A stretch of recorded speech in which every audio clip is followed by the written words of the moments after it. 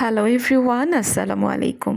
Welcome back to my channel Bangladeshi vlogger Usha. বরাবরের মতো আমি উষা আজ আবারও আপনাদের মাঝে হাজির হয়ে গেছি সম্পূর্ণ নতুন দিনের একটি ভ্লগ নিয়ে। আশা করছি যে যেখান থেকে আমার এই ভ্লগটি দেখছেন সবাই অনেক অনেক ভালো আছেন। আর আমিও আল্লাহ পাকের অশেষ রহমত আর আপনাদের দোয়ায় আলহামদুলিল্লাহ অনেক ভালো আছি।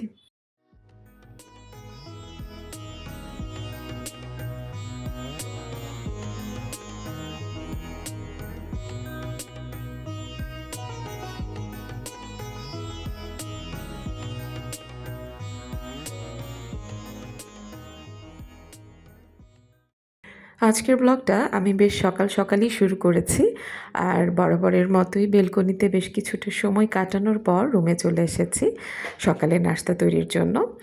আর তার আগে ডাইনিং টেবিলটাকে একটু গুছিয়ে নিয়েছি।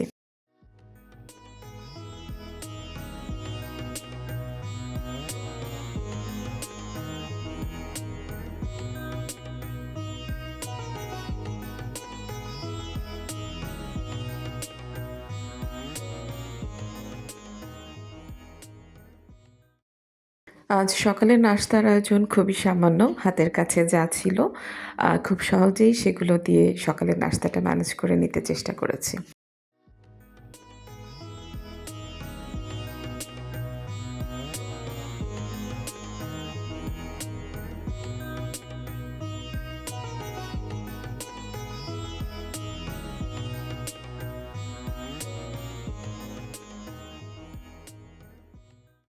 আলহামদুলিল্লাহ সকালের চায়ের পর্ব শেষ করে আবারও চলে এসেছি কিচেনে দুপুরে রান্নাবান্নার জন্য।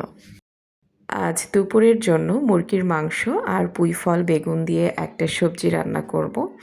তো প্রথমেই সবজিটাকেই আমি বসিয়ে দিলাম।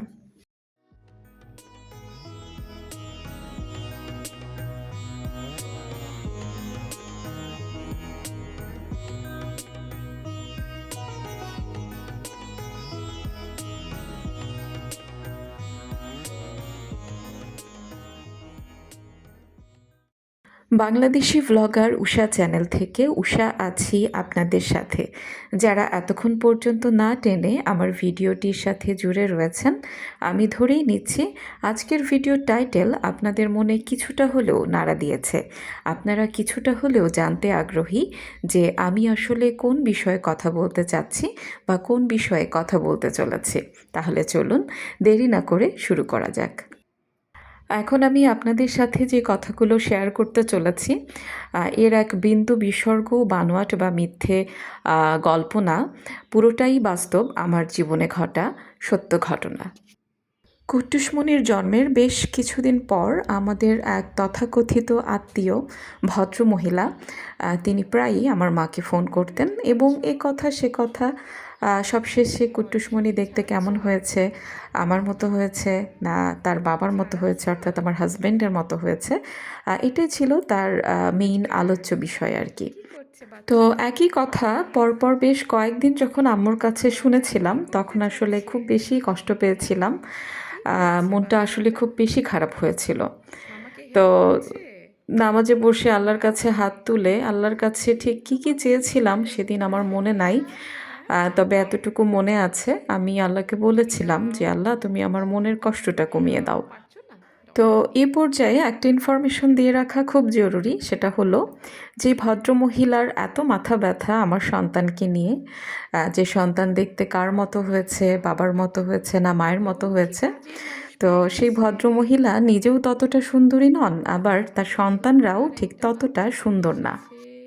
ভদ্রমহিলার এক কন্যা সন্তান আছে, যদি ভুল করে না থাকি তার বয়স প্রায় 33 ছুঁই ছুঁই। এখন অবধি সেই ভদ্রমহিলা তার শিক্ষিতা মেয়েটিকে বা কন্যা সন্তানটিকে যোগ্য একজন পাত্রের কাছে পাত্রস্থ করতে পারেননি। তো এই ভদ্রমহিলার কথা যতবারই আমার মনে পড়ে ততবারই আসলে আল্লাহর প্রতি বিশ্বাস, ভরসা, আস্থা বহুগুণ বেড়ে যায়। আল্লাহ পাক আমাদের ছাড় দেন, ছেড়ে দেন না, এই কথাটার একটা প্রকৃষ্ট উদাহরণ হলো এই ভদ্রমহিলার ঘটনাটা।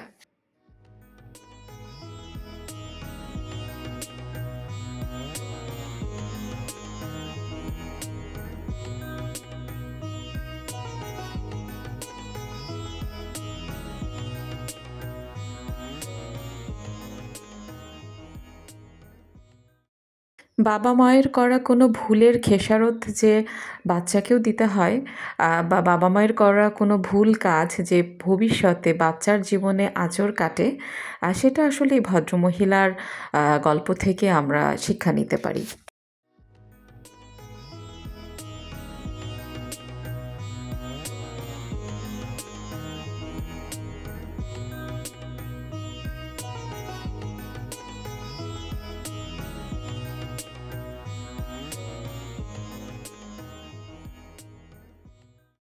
আল্লাহ পাকের কাছে সন্তানের মা হিসেবে আমার একটাই চাওয়া, আমার মুখ দিয়ে যেন এমন কোনো কথা আমি কাউকে না বলি, এবং আমার আচার আচরণে বা ব্যবহারে এমন কোনো কিছু যেন আমি না করি যেটা কিনা পরবর্তীতে আমার সন্তানের উপরে প্রভাব পড়বে।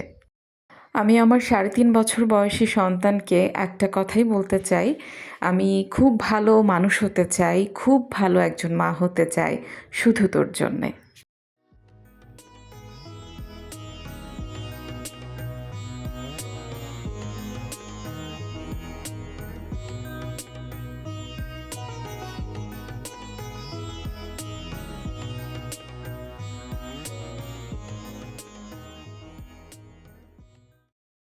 আপনাদের সাথে কথা বলতে বলতেই রান্নাটাও প্রায় করে নিয়েছি। আর রান্নাটা এখন শেষের পর্যায়ে আছে। তো কিছুক্ষণ আগেই কুট্টুসমণির বাবা বাজার থেকে কিছু মাছ এনেছে। তো এগুলোকেই একটু ধুয়ে বক্স করে রাখছি।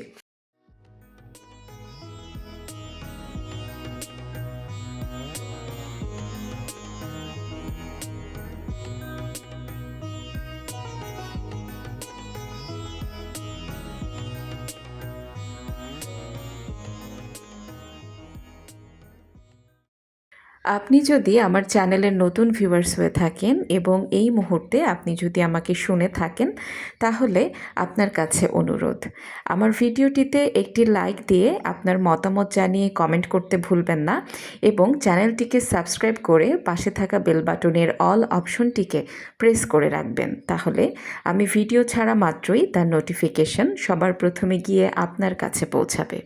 আর আপনি যদি অলরেডি তা করে থেকে থাকেন, তাহলে আপনাকে জানাচ্ছি অসংখ্য অসংখ্য ধন্যবাদ।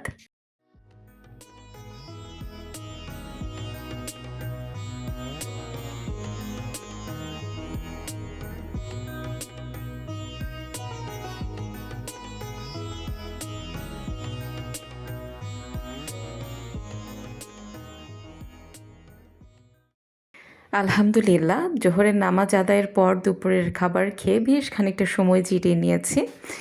আর ভিডিওর এখন যে অংশটুকু দেখছেন, এটা আসরের নামাজের পর কুট্টুসমণিকে নিয়ে একটু বসেছি।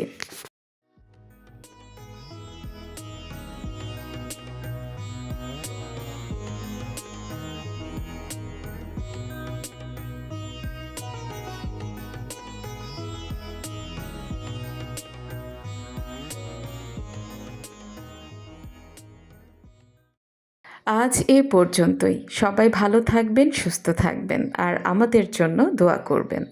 পরবর্তী ভিডিওটি দেখার আমন্ত্রণ জানিয়ে এখানেই শেষ করছি। আল্লাহ হাফেজ। আসসালামু আলাইকুম।